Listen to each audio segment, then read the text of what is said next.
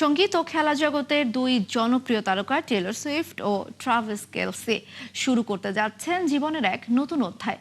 বাগদানের প্রায় 1 বছর পর আগামী 3 জুলাই অবশেষে মিস্টার অ্যান্ড মিসেস হচ্ছেন এই তারকা যুগল। জানা গেছে এরই মধ্যে অতিথিদের জন্য নাকি আমন্ত্রণও পাঠানো শুরু হয়েছে। বিস্তারিত জানাচ্ছেন আফফান মিতুল।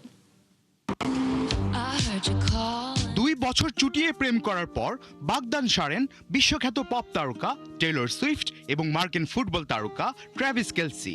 বাগদানের প্রায় 1 বছর পর এবার বিয়ের পিঁড়িতে বসতে যাচ্ছেন এই তারকা যুগল।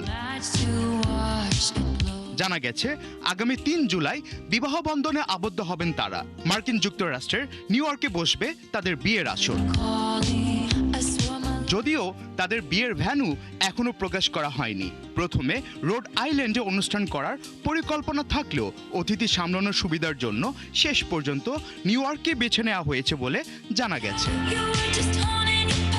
ফুটবল তারকা ট্র্যাভিস কেলসির সঙ্গে বাগদান সারার আগে টেলর সুইফট দীর্ঘদিন ব্রিটিশ অভিনেতা জো এলউইনের সঙ্গে সম্পর্কে ছিলেন।